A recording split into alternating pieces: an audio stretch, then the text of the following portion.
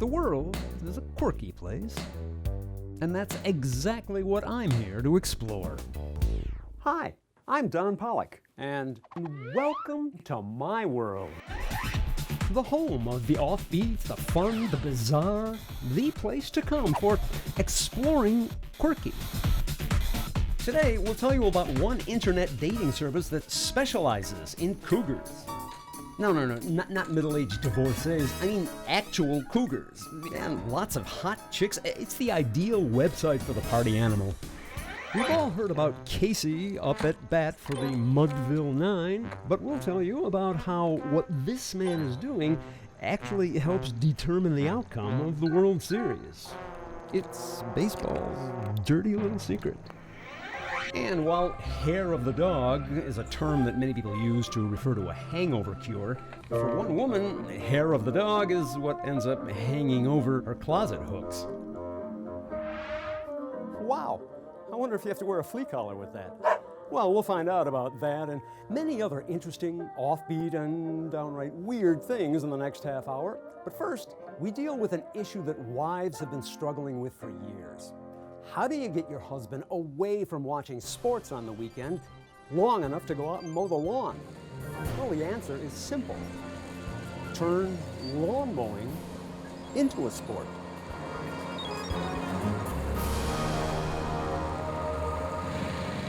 All season long, the machines have meandered around the yard, keeping the grass respectably trimmed. But for many riding lawnmowers, the chilly autumn air does not mean an end to their season. That only comes up at the last checkered flag of the final meets of the U.S. Lawnmower Racing Association. We're all over the country. There's currently 38 states with local chapters of the U.S. Lawnmower Association. It's a great dirt road sport, as you can see. I think it's crazy, but it is quite entertaining. Proving, once again, that guys will race anything. You gotta build up the engine, switch around the pulleys, lower it. How fast does this thing go? Well, with the small tracks like this, probably about 30, 35. What if you took it on a turnpike or something like that? You probably get 65, 70 out of it. Have you ever had it up to 70 miles an hour? No. Fear. Respect. Smart. Yes. Instead of mowing the lawn, they're out here racing. What's with that? I don't know, but his mower can go up to 60 miles an hour. Yeah. Well, he could get the lawn done like that. Absolutely not. There's no blades on our mowers. That's our first rule, take the blades off. That's a safety factor. So this thing couldn't mow the lawn if it wanted to? No.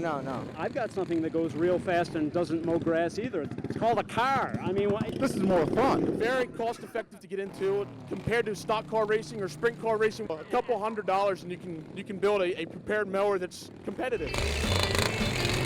Actually, we spin enough RPMs in the rear tires, we don't need blades to cut the grass. It's a lot of fun. We race for trophies, we don't race for money, so we're just doing it for fun. I'm Don Pollock, covered in fun. Thinking I'm just gonna stick to the backyard. Coming up, our quest for Quirky finds that you should be careful what you say in your Facebook status updates. You don't want to post anything you wouldn't want your grandma to read, because believe me, that's just what she might be doing, thanks to a new learning program in retirement communities. And then we'll explore the question, if people jog with their dog, why not bring them along when you ride your hog? It'll give you something to write about in your blog. And in case that little fella needs to keep warm on the open road, some colleagues are more than willing to lend them their coats, or shawls, or anything else. All that and more is coming up in my world.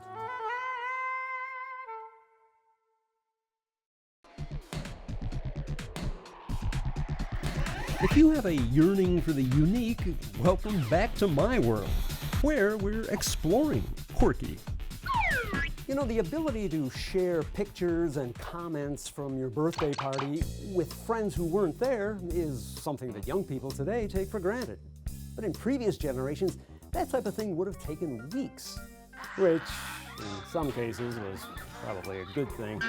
On the plus side, the digital age allows us to stay in touch easily with old friends. And I do mean old friends.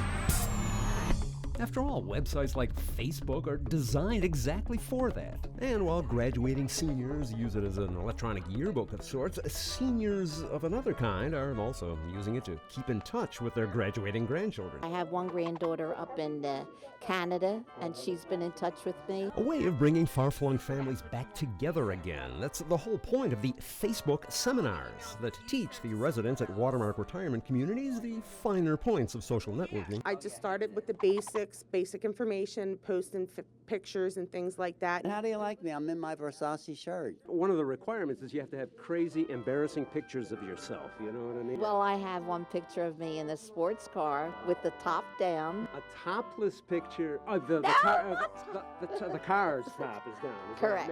Right now, I'm just at the basics, just teaching them how to talk to, their friends. And they're pretty good. They know that LOL means laugh out loud. Most of the time they abbreviate and they just use letters. Of course, now that their grandparents are on, young people will also have to learn a whole new set of abbreviations, like YNC.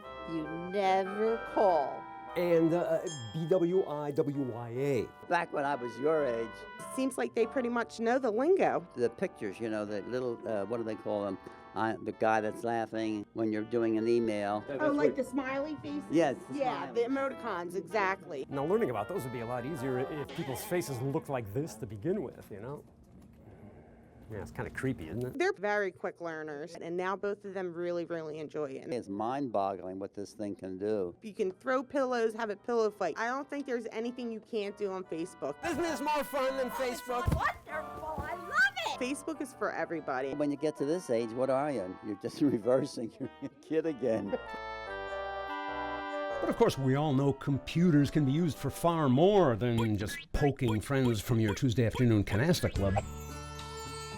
For instance, every spring, when love is in the air, many turn to matchmaking websites in their search to find that special someone. But one of the most extensive systems is a wide-ranging network that is able to meet even the most daunting matchmaking challenges. Like finding a mate for Rosie, a single female from Philadelphia who is an Aquarius, weighs 400 pounds, likes honey and long walks in the mountains, and who, as an Andean bear, is exactly the kind of client that animal collections managers at zoos nationwide specialize in, playing Computer Cupid in the ongoing Species Survival Program, an inter-zoo matchmaking service that predates eHarmony by a decade. We probably were the pioneers of it, we just didn't know it. The SSP looks at all these animals, they make matches. Animal Dave at the Cincinnati Zoo will be paired with animal Betsy at the Philadelphia Zoo, and our goal is genetic diversity and long-term survival. There are currently more Amur tigers in captivity than there are in the wild. The Micronesian kingfisher that comes from Guam is actually extinct in the wild, but the SSP has been growing that population. Of course, all the computer research doesn't amount to anything if the resulting matchup doesn't have that special spark. There absolutely has to be an interest. There has to be an interest. Kanga here came from a zoo in Indiana because Jutai, who is Kanga's beloved, wasn't real keen on the female that we had. So it's an undefined spark. A magic that the team hopes will have Rosie looking at her new beau from Ohio named Spike as a real catch, even though he needs to use more cream rinse. We've actually had him on a little bit of a weight loss plan in hopes that he will be more successful in breeding, and we are keeping our fingers crossed for bear cubs in the spring. The kind of results in any pairing that make all the computer matchmaking worthwhile. Isn't that wonderful? A nice girl from the outback finds romance with her pouch mate in the big city, all thanks to the internet. Although when it comes to cross-species matchups, perhaps the best machine for the job isn't a computer. If there's one thing that every dog loves to do, besides rooting through the neighbor's garbage cans, it's going for a ride. You ready to go for a ride? And Brody here is no exception. Or maybe he is, because for owner Philip Legge, Brody isn't just man's best friend, he's man's best biker buddy. Always there at his side when Phil goes for a cruise on his motorcycle, bringing a hint of outlaw chic to a breed that is more often associated with a Mack truck than a Harley. And who would ordinarily spend the afternoon perched on a sofa cushion rather than in the leather saddle flying across the asphalt like a canine Peter Fonda. He's pretty cool about it. He's 9 years old, 9-year-old in new school. I bought a sidecar for the bike, and I bought it for my wife, and she says she's not going to get in it, so perfect. for my dog. Every day it's warm, we go out. And as a result, Brody has become something of a celebrity in town. Yeah, I saw the dog riding in the sidecar of the motorcycle. Super cool. Did he have a jacket? Because I feel it's necessary. Well, you don't want any gang problems, you know what I mean? No, you're right. You're absolutely right. Most of the people know him. He's a pretty cool dog. Who brings a smile to the faces of passersby. I thought it was hysterical. I thought it was really cool. And in the end, it's just an extension of the trust, the loyalty, the camaraderie that has always been and will continue to be an integral part of the freedom of the open road and the lasting bonds it creates. I'll have a beer, and one for my biker buddy, too. Coming up, we've heard of herbal tea, green tea, flavored tea, but for many people, the preferred variety is tea you can chew. It's weird. There's weird balls floating in cold tea. Which would be something that would make the tea bag obsolete. But one woman has found a quirky new use for them, creating the latest offerings in caffeinated home accessories. And the latest in canine couture isn't being worn by dogs. We'll be shedding some light on this latest fashion trend. I'm Don Pollock. All that and more is coming up in my room.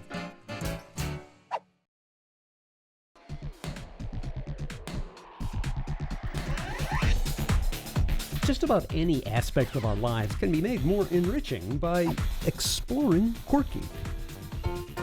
As any dog lover will tell you, the love and affection that our four-legged friends show us is such that even when we leave for work or for school, it's like a part of them stays with us the whole day.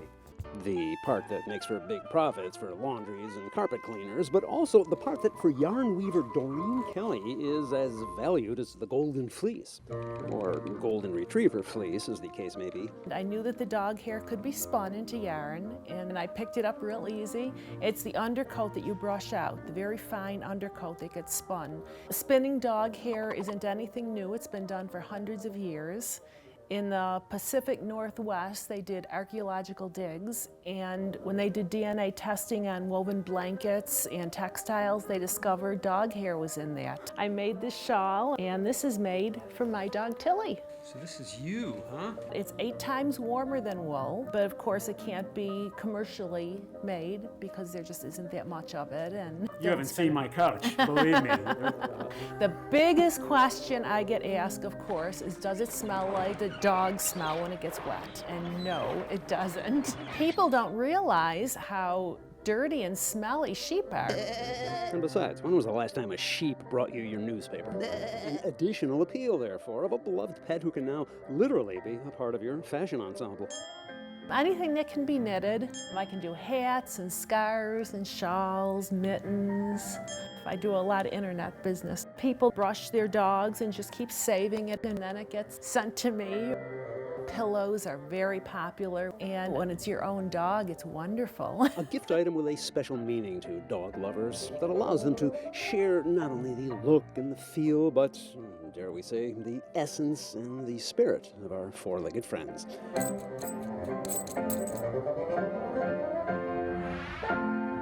Ooh, and they're comfy, too. Of course, my cat won't come near me anymore, but it just goes to show you that with an artistic mind, just about anything we formerly threw in the trash can find new life. But while recycling programs and green initiatives go a long way in reclaiming a wide variety of items, they don't yet extend to things like used tea bags, which we don't think twice about throwing away after just one use. It's a silly, innocuous object that we just throw out, and we don't even think about its potential. A potential that is being explored by artist Deborah Bruns-Thomas, whose studio is filled with the lamps, wall hangings, collages, and various works made from reclaimed tea bags donated by friends and relatives in an endeavor that not only promotes recycling, but gives visitors a new appreciation for tea that doesn't involve stained teeth. I'm always looking at color and how light and color interact on objects, and the tea bag just has an inherent translucency to it. And I took it apart, so it just sort of snowballed from there. This is from one tea bag? That's one tea bag. So it's a matter of gluing a lot of those small little pieces together into illuminated, recycled creations that give whole new meaning to green tea. And the thing that I discovered is that when the light is off, you still enjoy the colors that are in the shade, and when the light is on, the light interacts differently with the color. While giving a unique perspective to the waste stream and to everyday household Honey, chores. before you leave, could you remember to bring in the garbage? Of course, all this doesn't take away from its original purpose. After all, it's a drink that has always put the tea in dignity, the perfectly proper and predictable beverage. But that was before the advent of bubble tea. Bubble tea. And what exactly is bubble tea? Bubble tea is a combination of tea, milk, and different type of flavors, like mango flavors, strawberry flavors, mixed together. It creates some bubbles on the top. But the bubbles on the bottom are what really give the drink its true distinction. It's weird. There's weird balls floating in cold tea. You have to use the big straw to get those balls up and drink it. It's like tapioca balls in cold tea. They're sweet. Like, I didn't know what they were at first. I still don't know what they are, actually. It's made from a cassava root. It's a little bit chewy and texture. It tastes like a gummy bear. Making bubble tea a drink that you can really sink your teeth into, and that is slowly becoming more widely available outside of Chinese restaurants. Originally from Taiwan. We just try to provide more choice besides coffee and soda. It's delicious, very delicious. It's funny and delicious. I don't think so. Never heard of it in my life. Green tea is about my limit. I ain't never know tea had bubbles. I heard of regular bubbles. I heard of Michael Jackson, the monkey bubbles, but never tea bubbles. The drink is really flavorful, but the tapioca pearls are kind of a fun touch. Yeah, I like beer. It got bubbles. It got foam bubbles in it. I love to drink that a lot. The perfect avenue then to introduce skeptics to a beverage accessory that is both novel and versatile. And one that would certainly add a unique accent to go along with your hot dog the next time you're at the ballpark. Although it would still not be the most unusual thing about America's favorite pastime. Baseball fans may not always notice, but every wild pitch in the dirt and every foul tip will cause a brand new baseball to be brought into play. In fact, a typical 9-inning game will go through an average of 10 dozen baseballs. And that adds up to roughly 300,000 of them used in all of Major League Baseball for just one season. And each of them are involved in baseball's dirty secret. One that keeps equipment managers like the Phillies' Dan O'Rourke busy before each game, making baseballs dirty. I do this just to take the slickness off the ball. It gives something for the pitchers to grab onto. And to do that, he uses mud. But not just any mud, Lena Blackburn's original baseball rubbing mud. It's been used on every ball in every major league game for over 70 years. Today I'm going to do 2 cases. So you can't throw a spitball in baseball, right? Correct. You're not supposed to. But this is okay. Yes. Go figure, right? Where's it come from? I have no idea. And it's an exclusive place that really no one knows. Nobody except James Bintliff, the only supplier of the mud that he obtains from the same top-secret location his grandfather got it from, which he agreed to lead me to, under some conditions. Lena Blackburn was a good friend of my grandfather's. My grandfather used to help him with the harvest and the processing. And when Lena died, he left the mud to my grandfather. I'll come out probably 6 times in a year. To gather the inventory that he'll ship to all of the teams in the major and minor leagues. I probably send out 1,200 pounds of mud a year. The Rawlings company tried to duplicate it and failed miserably. What is so special about this mud? Well, it's a lot to do with the minerals and the materials in this area, the geology of the property, where it makes a great buffing agent without damaging leather. You know, it is good mud. I'll tell you. I have to get it down to the finest consistency that I can. Straining out leaves, pebbles, sometimes there's shells in here. The going rate is $75 for a 3-pound container. It's cheap.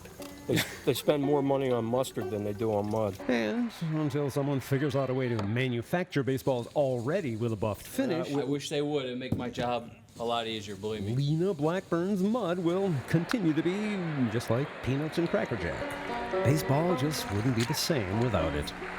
I'm Don Pollock at the ball game in my world.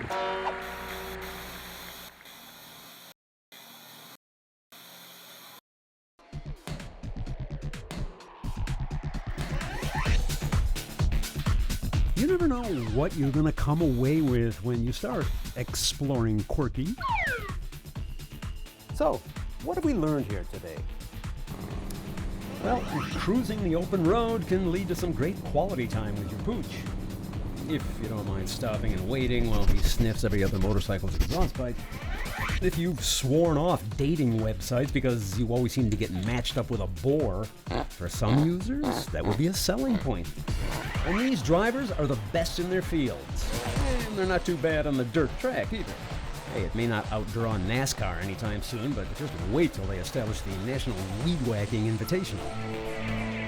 You know, I never know what kind of amazing things I'm going to come across in the world. But when I do, I'll be sure to bring them to you. And if you come across something that makes you say, wow, that's quirky, be sure to let me know. In the meantime, do me a favor. Keep your eyes open for wondrous stuff. I'm telling you, it's everywhere. I'm Don Pollock, and I'll see you next time in my world.